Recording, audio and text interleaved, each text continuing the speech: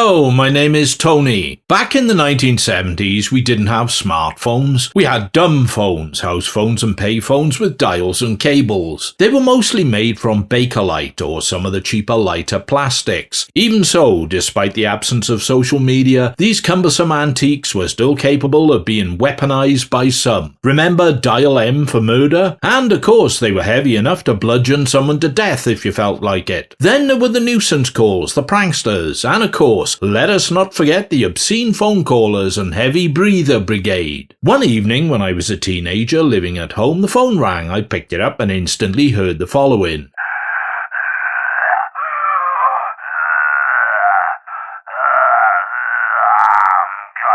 fuck you so hard, you dirty little bitch. I'll split you in two.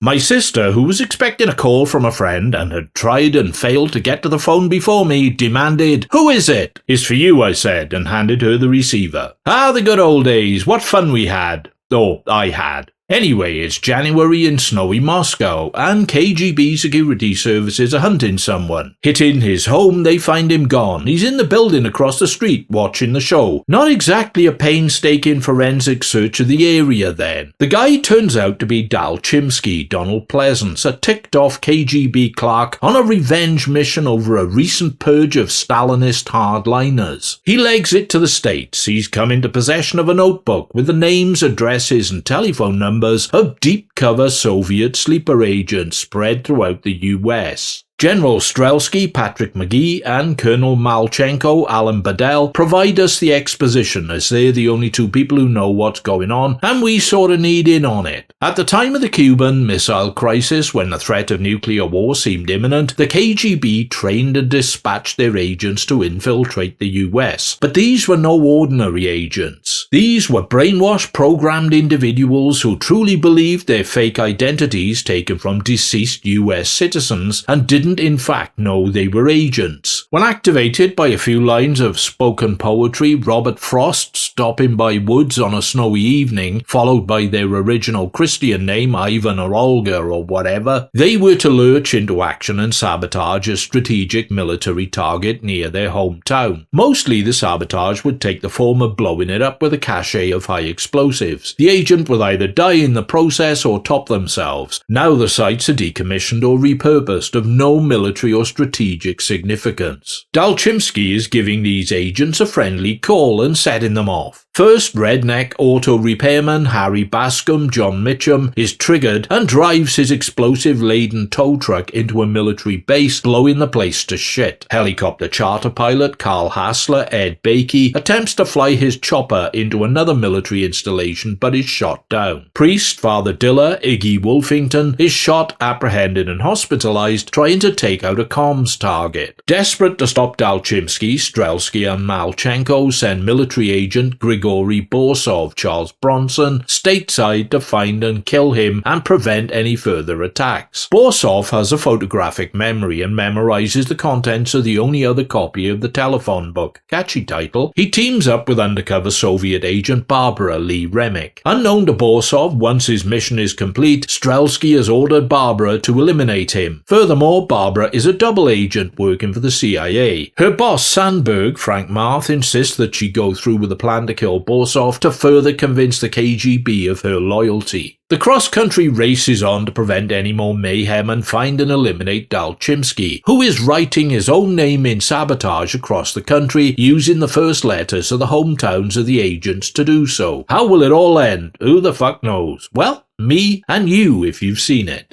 On paper, Telefon has a lot going for it. It's based on a pacey and smart 1975 pot-boiling pulper by Walter Wager, the premise of which is, unlikely, but an intriguing and fun concept to entertain nonetheless. The director is Don Dirty Harry Siegel. Screenwriting duties fall to Peter Capricorn 1 Hyams, and Sterling in the Heat of the Night Silliphant. Score by Lalo Schifrin, cinematography by Michael Butler, who worked on Siegel's masterful Charlie Varick. But But, and like Oprah Winfrey's It's a Big But, it doesn't fully capitalize on, benefit from, or reflect the quality of the talents involved to the extent you imagine it would. I suppose my expectations were higher based on the pedigree and the end result disappointed. So are there reasons to watch? Yes, there are, but counter to that there are reasons to advise the exercising of caution. Much as I idolize Siegel, he seems to have fallen into the stylistic doldrums here. He's very workmanlike, perfunctory, lacking the gutsy, compelling, throat-grabbing dynamism prominent in his previous films like Dirty Harry and Charlie Varick. There's not much evidence of spark or enthusiasm. He's happy to slap the legend, a Siegel film, above the title, claiming a notable ownership of the thing, but with such a declaration goes significant responsibility for it, and I hold him largely responsible for the absence of any inspired dynamic in the direction. It feels similar to a 70s made-for-TV movie, only on a bigger budget. Script-wise, it's serviceable with some nice touches here and there, and delivers some engaging interplay between the Bronson and Remick characters. They are opposite. She's bubbly, cute and chatty. He's stone-faced, grim and conversationally minimal. Bronson playing a typical Bronson character, light on the dialogue, heavier on the physical action and murderous intent. It's a cool little double act that works well. Par for the course development was not without issues. Peter Hyams was originally intended to write and direct, but his previous film Peeper, a period detective comedy with Michael Caine and Natalie Wood, had flopped miserably and was instantly relegated to support feature status. The studio kept the script but kicked him out of the director's chair. Richard Lester was brought in, and Hyams, who was just about to start on the classic action-adventure Capricorn 1, rewrote the screenplay to suit him. Then Lester left, Siegel came on board, and Sterling Silliphant rewrote Hyams' rewrite for him. Bronson, again par for the course, thought the role of Barbara would be just perfect for his wife, Jill Ireland. Thank Christ someone somewhere intervened and cast Lee Remick. Bullet dodged. There's a decent supporting cast which includes Tyne Daly as a font of all knowledge and information CIA computer analyst. Later she would go on to be either Cagney or Lacey, I can't remember which, and even less do I care. Also, the lovely Cherie North impresses as a deep cover agent. Her small role as a mother and housewife is one of the things that stuck with me most vividly over time. When she's triggered, she leaves two confused small kids at home alone, and her activities in setting up a cataclysmic detonation at a military base are tracked in detail, right up to the end point where she bites down on a cyanide capsule and dies. There's a certain element of poignancy to her scenes, so maybe that's why they resonate. The score by Lalo Schifrin isn't as distinctive as most of his work, but is propulsive enough to enhance the action. The most recent Blu-ray version I watched has a misty, soft focus visual sheen that I don't recall from the original screen prints and DVD iteration, as though someone smeared a thin layer of Vaseline on the lens. I checked the disc, cleaned my damn glasses, but it's still there. I don't think this was cinematographer Butler's original look for it, but I can't be certain. The remaster by Shout Factory is far from pin sharp and tends towards episodes of blurriness, just to let you know in case you were thinking of buying it.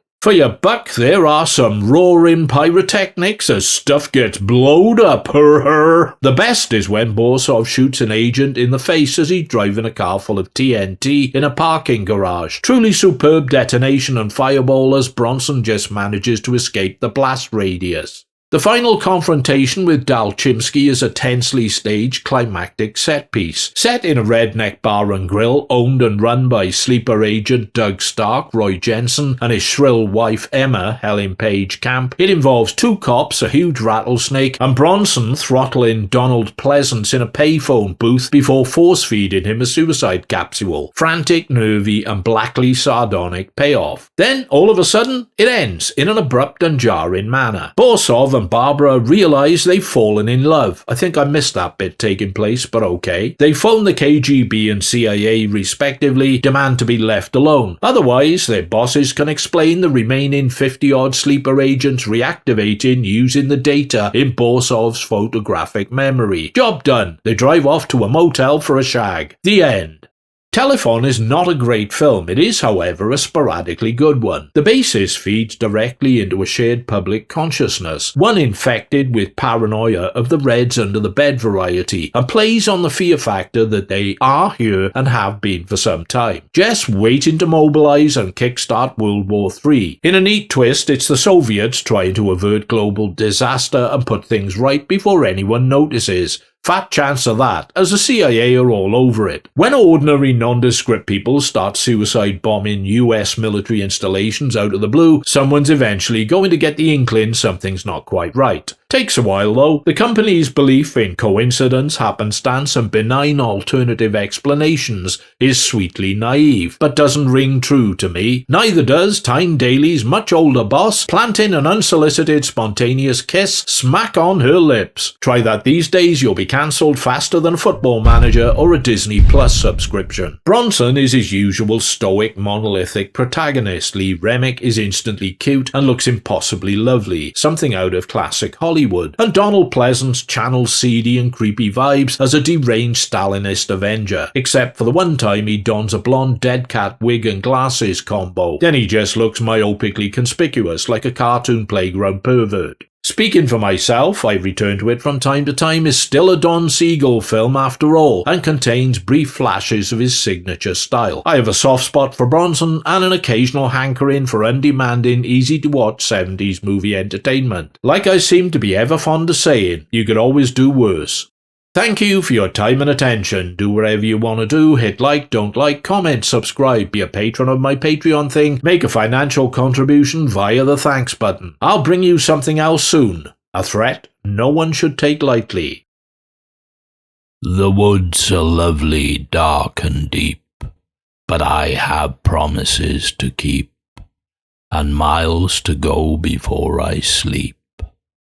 Miles to go before I sleep.